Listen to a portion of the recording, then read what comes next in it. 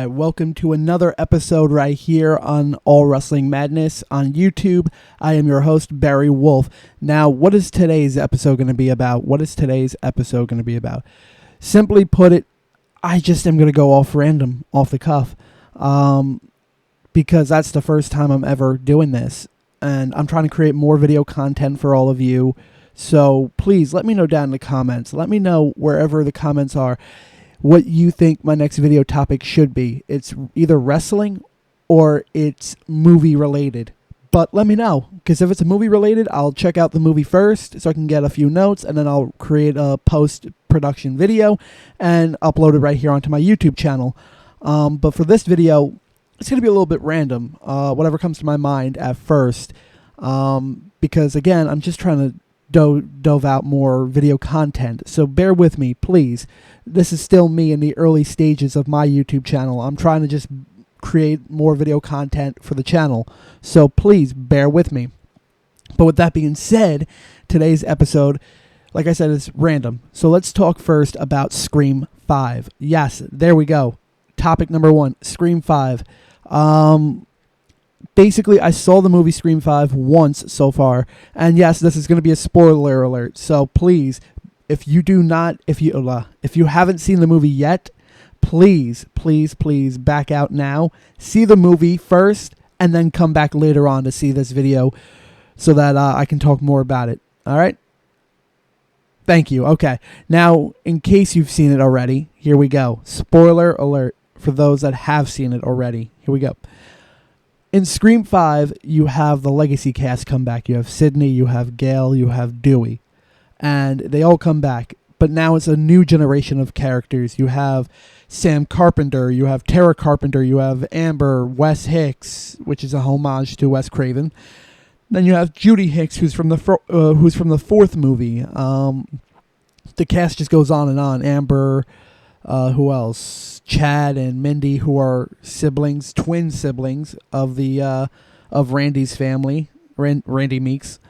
And to make a long story short, you got those characters.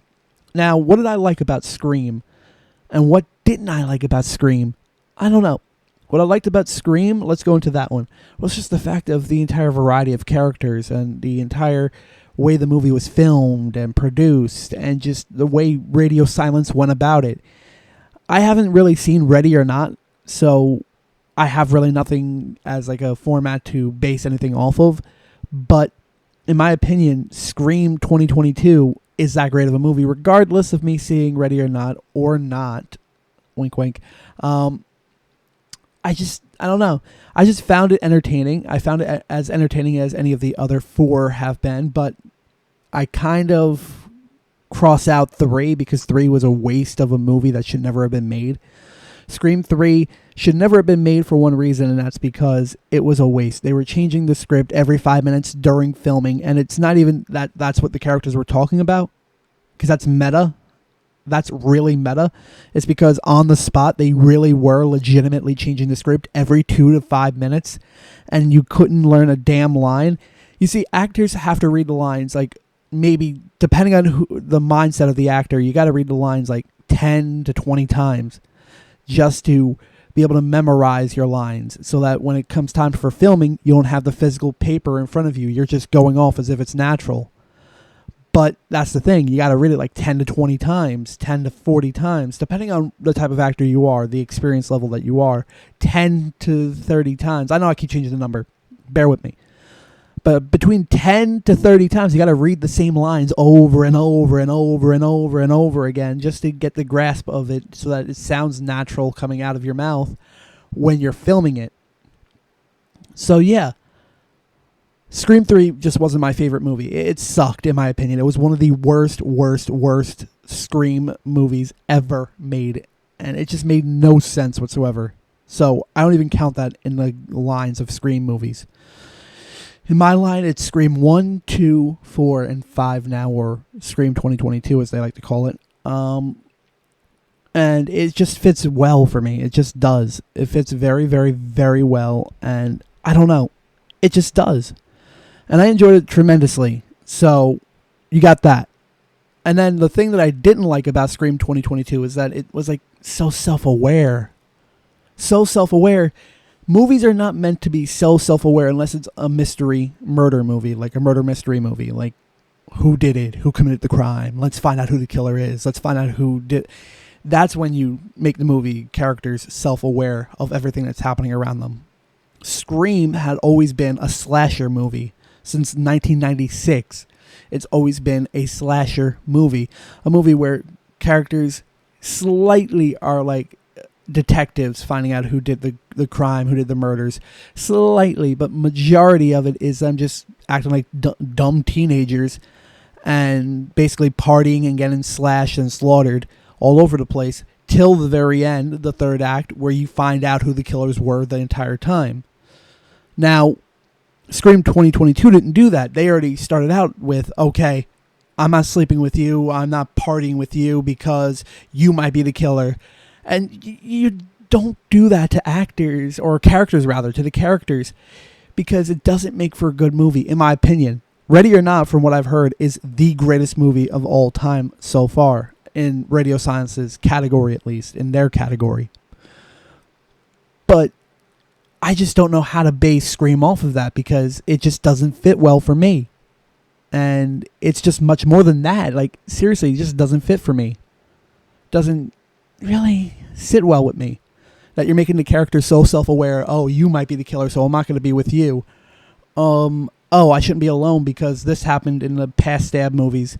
When you're making it so meta and so self-aware, you destroy the entire illusion of the movie, in my opinion. The illusion of the movie is their characters, they're dumb teenage characters.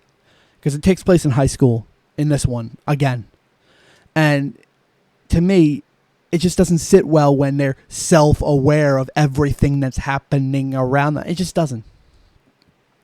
So what I would have done different was have them party, have them slightly self-aware, but at the same time just act dumb, enjoy the time, and have Ghostface show up and slaughter them one by one, as he did.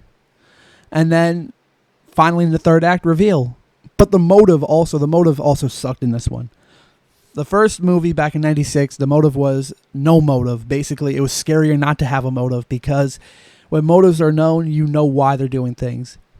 Then it's like, okay, now you're in the mindset of the killer. Now you know why they're doing everything. It's because they were probably bullied as a kid. They were probably punched, kicked, beaten by parents, or beaten by school friends, or whatever.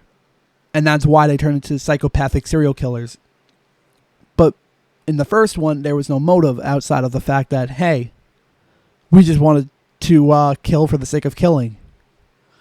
We got the taste of blood when we killed your mother, so now we want to kill you. But then, at the same time, who and why would they kill Casey Becker in the first one, in the very beginning? Why would they kill her? Makes no sense to me.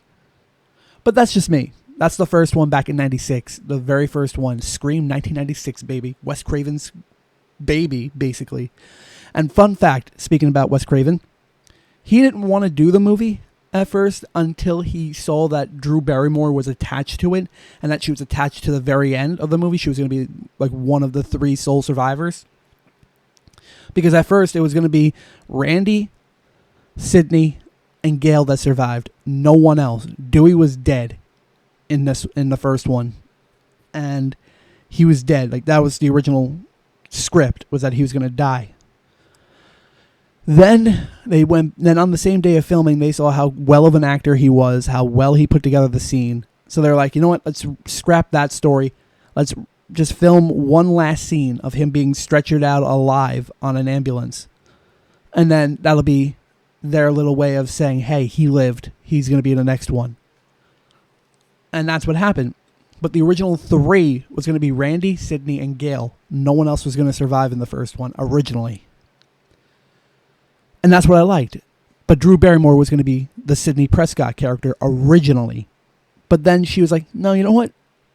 I am smart, and I think it would be better to kill me off in the very opening, because then the crowd, the audience, will think anybody who's anybody has a chance of dying in this movie at any point. So that's just how I felt about it, was that anybody who's anybody could die in this.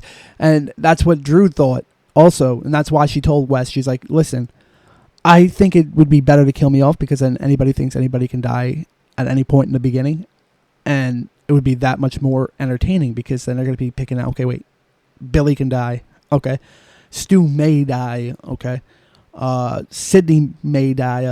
Okay. Because they didn't know the script. The only ones that knew the script were the actors, the directors, and the screenwriters. They were the only ones on set that knew the script. And they knew Sidney was going to prevail to the very end and walk out still alive. But Drew was like, Wes, I think it would be better to kill me off in the beginning because then nobody knows anything. It's completely random at that point.